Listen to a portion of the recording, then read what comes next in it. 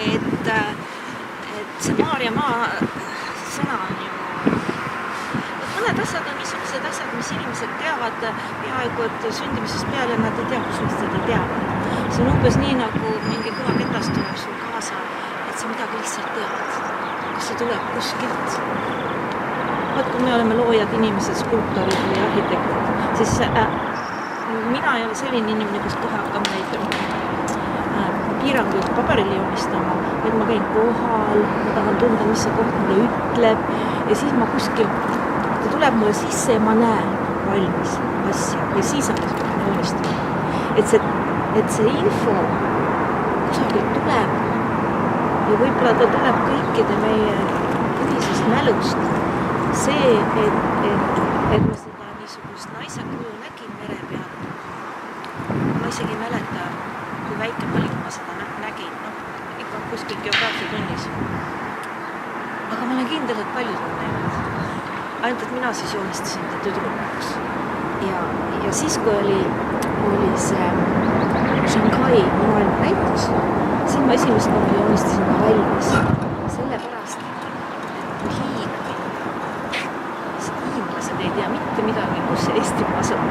Ja siis ma tegin esimese sellise filmiklipi, kus siis nähvad see naise kuju rahvariides tekib, siis veel rahvariides seljas, et hoiab Eestit käe vahel, et siis hiinlasele jääb meelde, kus see Eestimaa on. See oli esimene kord, see oli 2010. No ja nüüd tulid need suured sündmused, siis ma hakkasin uuesti see Kärbes ei andnud mulle rahu. Hakkasin uuesti seda peas kandma, et peaks ikkagi ära joonistama. Endale tundus, et tal on niisugune mõjutav, emotsioone mõjutav niisugune joonis, mis nagu ei jäta kedagi külmaks. Mulle tundus nii. Võib-olla see mõjub rohkem naistele, ei tea. Aga just, et see põlvitav naine ja Neitsi Maarja, meie pole just pilkud. Eesti inimene on taarausku, loodususku, et meie ju oleme teda võtnud kui maaema. Neitsi Maarja ise on ju ristiusuga tulnud siia 800 aastat tagasi. Nimetati Maarjamaaks Terra Mariana.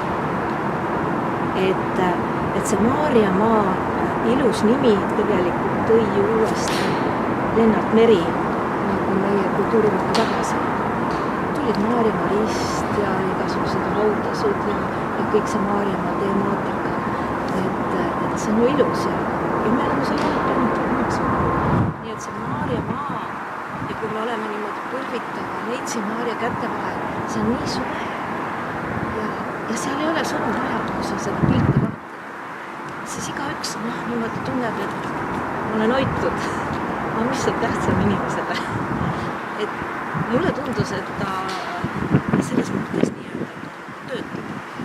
Eriti võimas oleks ju tegelikult, mis kujutan ette, et koorid laulavad ja kõrval on need suured paneelid, kus siis rahvariikad hakkavad muutuma selle Neitsi Maarja seljas, et siis nagu tekib see moment, et kõik laulavad ja samal ajal nutavad, et mulle tundus, et see töötab nii võimsalt, aga praegu ta seisab.